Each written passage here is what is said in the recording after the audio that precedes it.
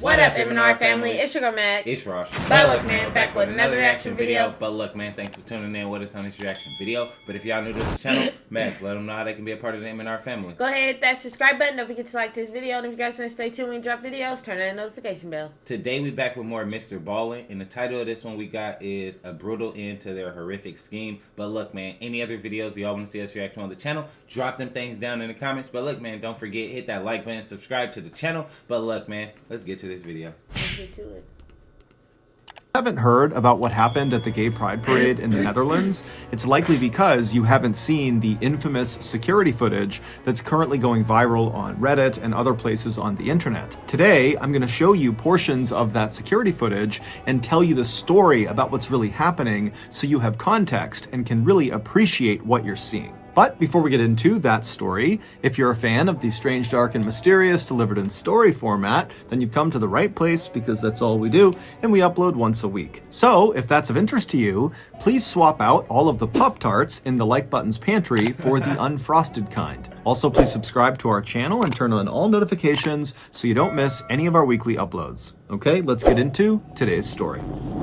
2018, in a little city in the Netherlands, a security camera captured 6 men walking calmly toward this brick bungalow inside one of the country's holiday parks. A holiday park is a place that offers cheap accommodations to tourists. They typically have things like campsites, RV parking, cheap bungalows for rent, and they also often offer things like swimming and golfing and bowling, so it's kind of like an all-in-one for families on vacation. But on this September day, these 6 men caught on camera were neither family nor on vacation. Instead, as they walked, it was very clear from their body language that the only thing they were interested in was getting inside of their holiday bungalow.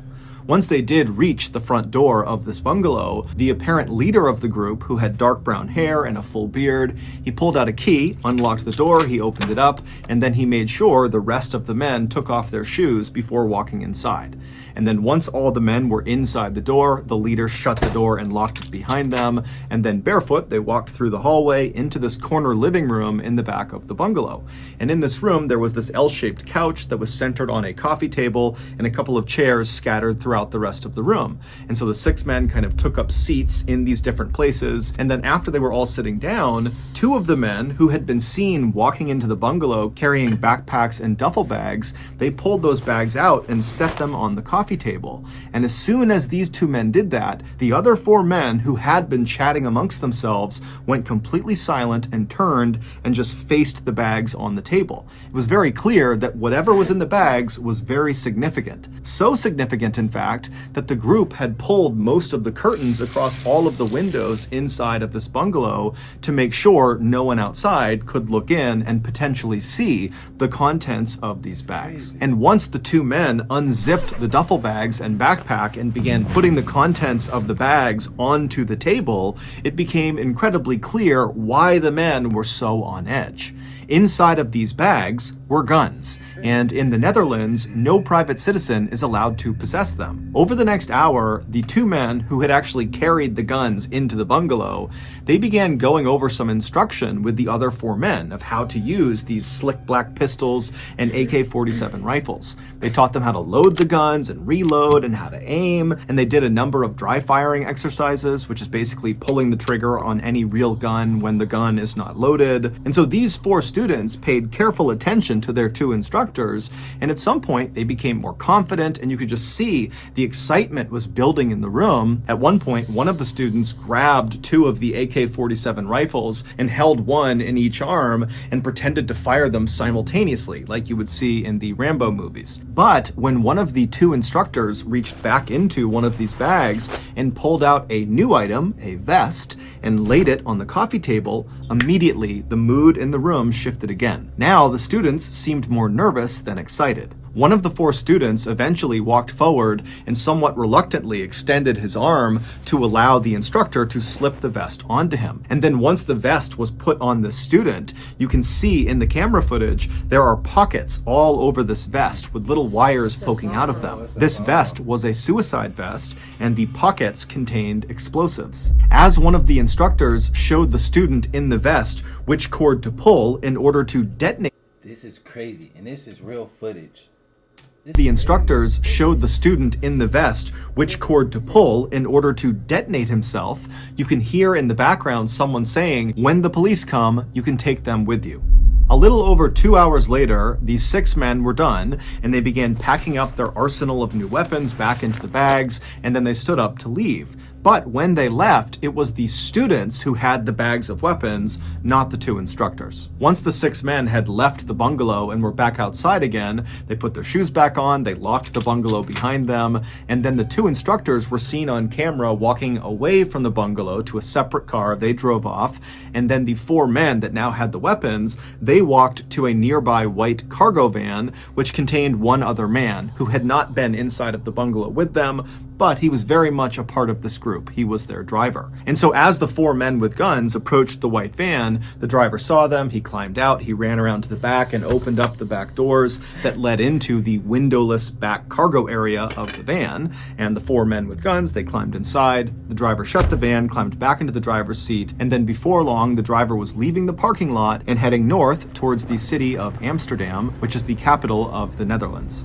Every year, Amsterdam plays host to one of the largest gay pride parades and events in the world. The location is significant to the LGBTQ community because it was here in 2001 that the first gay marriage bill was signed into law, making the Netherlands the first country in the world to legalize gay marriage. So, for 1 week a year, hundreds of thousands of people pour out onto the streets and line the canals of Amsterdam, all drawn together to affirm gay rights and to celebrate their sexual expression, preference, and identity. And the men in the white windowless van intended to use their new weapons and training to kill or maim as many parade goers as possible. They were hopeful that their terrorist attack would rival or even eclipse the attack from 2015 in Paris in a nightclub that killed or injured more than 500 people and sent shockwaves through Europe.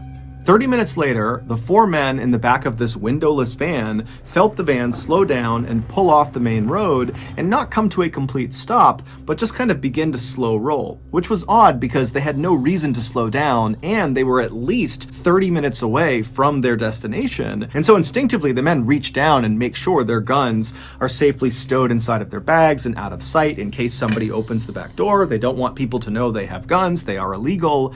And so as the van continued to go painfully slowly for really no reason that was clear, the men in the back of the van were really starting to worry that something was wrong. Now remember, they have no windows. They can't look outside. They don't know what's going on. However, there was a small crack in the partition that separated the back of the van from the front of the van where the driver was. And so the men in the back of the van began craning their necks and looking through this little crack to try to see if they could understand what was in front of the van and, why the driver had stopped. And when these men looked through that little crack and they saw what was out there, they immediately began to panic. They began reaching down and fumbling for their bags, trying to open them up to get their guns. And then by the time they're kind of getting the guns into their hands, all the doors on the van fly open and the men in the back just begin firing their guns blindly at the open doors. But when they pull their triggers, nothing happens because their guns were fake. They had been sold to them by the people who were flinging open their doors, the police in tactical gear with their dogs, and they knew these guys had fake guns. They knew their suicide vests were fake. They were full of fake explosives. They have nothing lethal inside of this van. And so the police, they just fling the doors open and send in the dogs. And so the dogs, they jump into this van and these wannabe terrorists are screaming and they're firing their fake guns at the dogs as the dogs are shredding these terrorists to bits. And then whenever they tried to jump out, the police would just pistol whip the terrorists until finally all of these wannabe terrorists were in the fetal position crying or they were crouched down with their hands over their head. It would turn out the 2 instructors who had brought the duffel bags of guns into the bungalow with the other men, they were not other fellow terrorists. They were undercover police officers who... Yeah, I was gonna say, that's crazy. But yeah, a part of the special national anti-terrorism team who were able to infiltrate this terrorist cell. These undercover cops were the ones who sold the fake guns and fake explosives to the terrorists, and they were the ones who set up this meeting at the bungalow, which allowed them to place cameras and listening devices all over the place. Plus, they were also able to bug the white van because they knew they would be departing the bungalow inside of it. So all the wannabe terrorists that you saw on camera, plus 2 others that were not seen on camera but were totally involved, were all sentenced on October 8th, 2020 to anywhere from 10 to 17 years in prison. Meanwhile, the Amsterdam Pride Parade went off without a hitch. That's what's up. So that's going to do it. If you got something out of this episode and you haven't done, That's what's up. That's what's up. That was Let's crazy. go. Yeah, he had me here. That was a good one. Yeah, he had right me there. going. He had me going. I'm like, whoa, this I'm like, is... what they finna do, bro? Then he Finna like the blow bullets those was shit. fake. I'm like, oh, had They me got going. it. They got them good. Man, had me going, man. Man, Shout that out was Mr. good. Ballen, Okay, man. I like that. But look, man, any other videos y'all want to see us react to on the channel, drop them things down in the comments. But look, man, don't forget, hit that like button, Subscribe to the channel. But look, man, we catch y'all in the next video.